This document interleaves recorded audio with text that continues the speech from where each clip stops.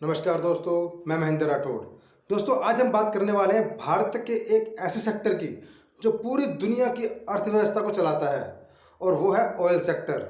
अगर आप सुबह उठकर गाड़ी चलाते हैं, खाना बनाते हैं या बिजली का कोई भी इस्तेमाल करते हैं या किसी भी तरह की ट्रांसपोर्ट सर्विस लेते हैं, तो कहीं ना कहीं ऑयल सेक्टर सब उससे जुड़ा हुआ है। यही वजह है कि जब भी दुनिया में युद्ध होता है या कच्चे तेल की कीमत बढ़ती है, तो सबसे पहले अक्सर इसी सेक्टर पर दिखता है। जो जो बढ़ता है ना, इसी सेक्टर में बढ़ता है वो।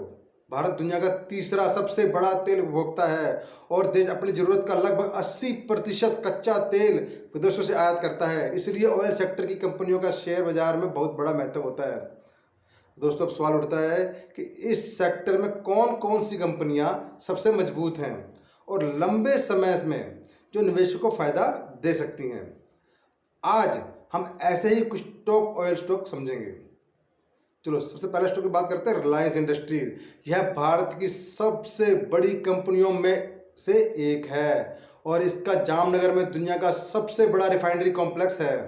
रिलायंस का बिजनेस सिर्फ तेल तक सीमित नहीं है, बल्कि पेट्रोकेमिकल, टेलीकॉम और रिटेल तक फैला हुआ है। रिलायंस का फ़ायदा यह है कि यह पूरी वैल्यू चेन में काम करती है, यानी तेल निकालने से लेकर पेट्रोल डीजल बेचने तक। इसलिए जब ऑयल की कीमत बढ़ती है तो कई बार कंपनी की रिफाइनिंग और पेट्रोकेमिकल बिजनेस से अच्छा फायदा हो जाता है।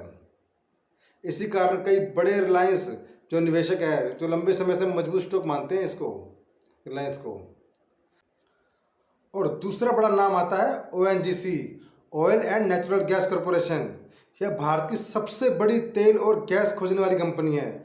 देश में जितना भी जो घरेलू कच्चा तेल निकलता है, उसका बड़ा हिस्सा ओएनजीसी से ही निकलता है।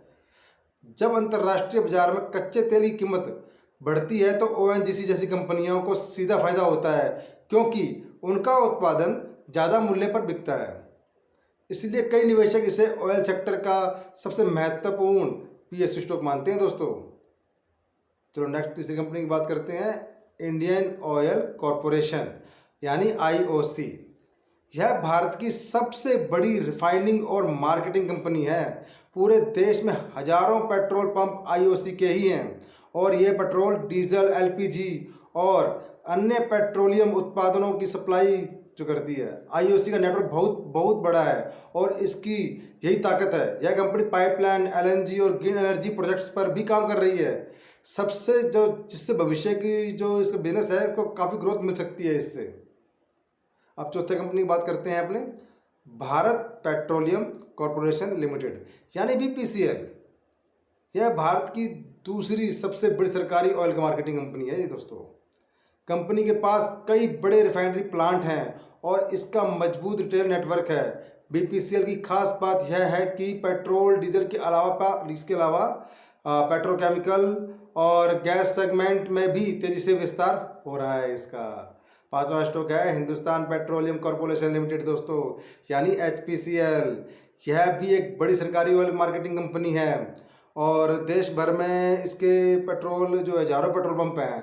एचपीसीएल लगातार अपनी रिफाइनरी क्षमता बढ़ा रही है और नए प्रोजेक्ट्स में निवेश कर रही है। अगर भविष्य में भारत में ईंधन की मांग बढ़ती है तो एचपीसीएल जैसे कंपनियों को इसका सीधा फायदा मिल सकता है। अब छठे स्टॉक की बात करते हैं, ऑयल इंडिया लिमिटेड। यह कंपनी भी तेल और गैस की खोज और उत्पादन का काम करती है। यह ओएनजीसी के बाद भारत की दूसरी सबसे बड़ी एक्सप्लोरेशन कंपनी है। जैसे ये कंपनी के पास भारत के और विदेश में कई ऑयल ब्लॉक्स हैं इसके और लगातार नए प्रोजेक्ट्स में निवेश कर रही है, जो है ना, ये कंपनी अच्छी कंपनी है। सातवीं कंपनी है गेल। ये GAIL, ये मुख्य रूप से गैस ट्रांसपोर्ट और गैस मार्केटिंग का काम करती है। आने वाले समय में भारत में प्राकृतिक गैस का इस्तेमाल तेज़ी से बढ़ने वाला है, क्योंकि यह पर्यावरण के लिए पेट्रोल और डीजल के से बेहतर विकल्प माना जाता है। इसलिए गैस सेक्टर की कंपनियों के लिए भविष्य में बड़ा अवसर है। आठवां स्टॉक देखते हैं, पेट्रोनेट LNG। यह कंपनी LNG यानी लिक्विफाइड नेचुरल गैस के आयात और वितरण का काम करती है। दोस्तों, भारत में LNG की मांग तेजी से बढ़ रही है और पेट्रोनेट LNG इस क्षेत्र की प्रमुख कंपनियों में से एक मानी जाती है। दोस्तों, अब सवाल आता है कि ऑयल सेक्टर में निवेश करते समय किन बातों का ध्यान रखना चाहिए। सबसे पहले कच्चे तेल के अंतर्राष्ट्रीय कीमतों पर नज़र होनी चाहिए आपकी, क्योंकि यही एक ऐसा सेक्टर की कमाई है जो सबसे ज़्यादा प्रभावित करती है। दूसरा, सरकार की नीतियों पर भी थोड़ा ध्यान रहे।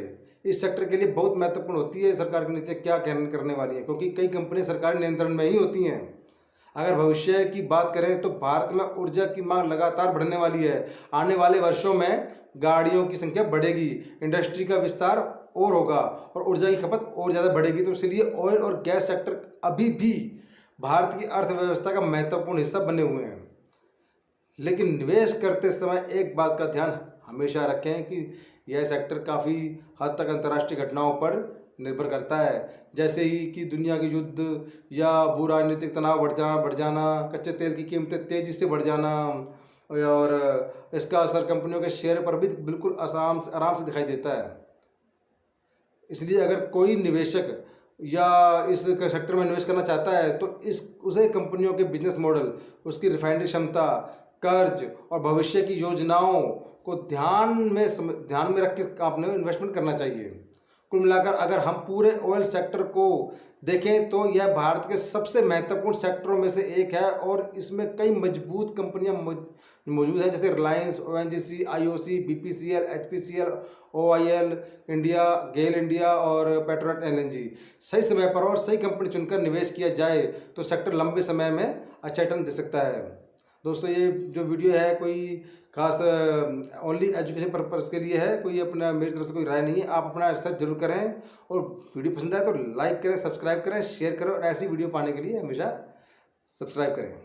धन्यवाद।